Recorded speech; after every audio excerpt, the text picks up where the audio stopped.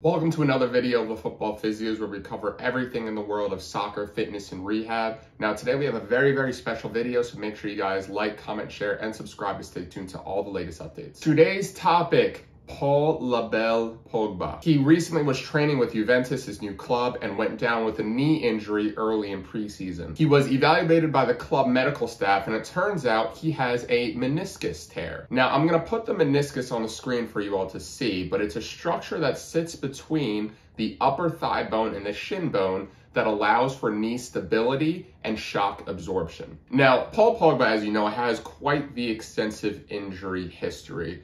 In his club career, he has missed over 100 games over the last 8 seasons, which is about 12 games per season, which is pretty high considering his importance to any squad he's on. Now, what's interesting is that this is his first official documented knee injury. Most of the injuries in the past have been either hamstring or ankle related, but it's not too uncommon for soccer players in their late 20s or early 30s to start to have meniscus or joint related issues. Now, depending on the size of the tear and the evaluation of the orthopedic surgeon, you can either go one of 3 ways. You can either have the tear repaired, where you stitch it back in place. You can have the part that's torn removed out of the meniscus, or you can try and do the whole thing conservatively without any surgery. Now, if Pogba takes option 1, which is having the injury repaired, or option 2 being having the part of the meniscus that's injured removed, he's going to be out quite some time with this rehab process. It's very possible, depending on the type of surgery, that he'll be fully fit for the World Cup. If he tries rehab first, he might not need surgery at all, and he could be also fully fit for the World Cup, but there's also a chance that he might need the surgery down the line, which would possibly rule him out of the World Cup. And this is, I think, where it gets interesting, where the club and country elements may have different agendas. Now remember, Paul Pogba loves playing for his national team,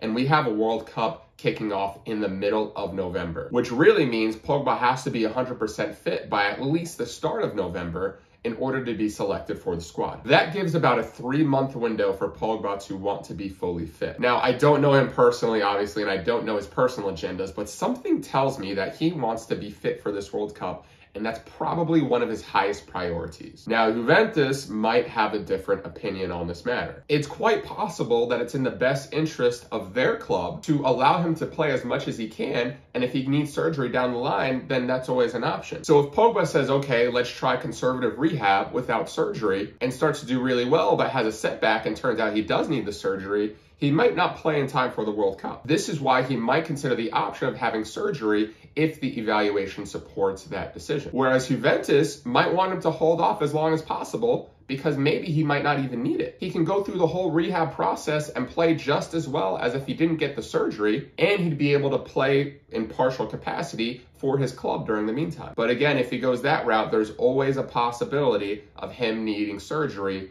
down the line. So I hope you guys like this video. Again, be sure to like, comment, share, and subscribe to stay tuned to all of soccer's biggest fitness and injury update. Thanks, and see you next time.